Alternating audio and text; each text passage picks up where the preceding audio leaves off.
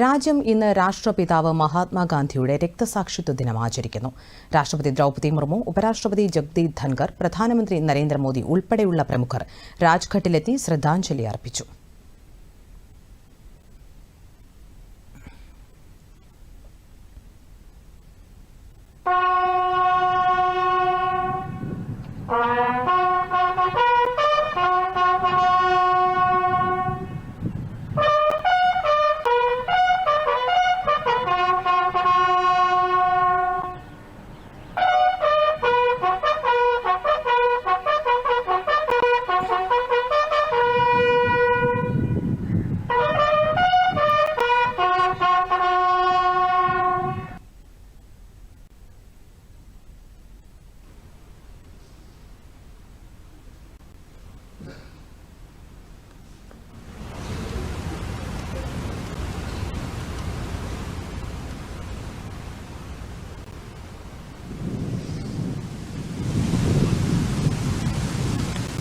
तो उपराष्ट्रपति पहुंचे हैं राजघाट, जिन्होंने राष्ट्रपिता महात्मा गांधी को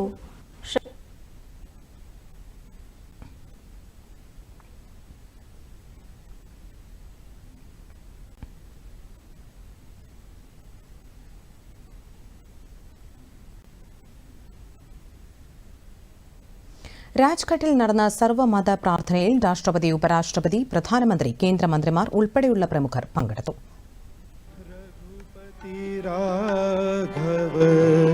राजा राम पतित पावन सीताराम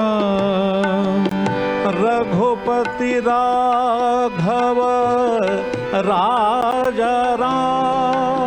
രക്തസാക്ഷി ദിനത്തോടനുബന്ധിച്ച് രാജ്യമെങ്ങും അനുസ്മരണ പരിപാടികൾ സംഘടിപ്പിച്ചിട്ടുണ്ട്.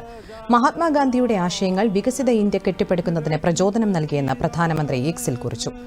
രാജ്യത്തിനു വേണ്ടി ജീവൻ ബലികഴിച്ചവരെ ഈ ദിനത്തിൽ സ്മരിക്കുന്നതായും പ്രധാനമന്ത്രി പറഞ്ഞു.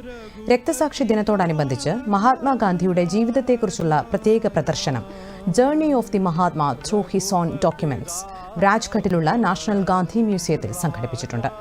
അപൂർവ ഫോട്ടോഗ്രാഫുകൾ, ഔദ്യോഗിക രേഖകൾ, ഓഡിയോ റെക്കോർഡിംഗുകൾ, വീഡിയോ ക്ലിപ്പിംഗുകൾ, കത്തിടപാടുകൾ എന്നിവയാണ് പ്രദർശനത്തിൽ ഉണ്ടാവുക.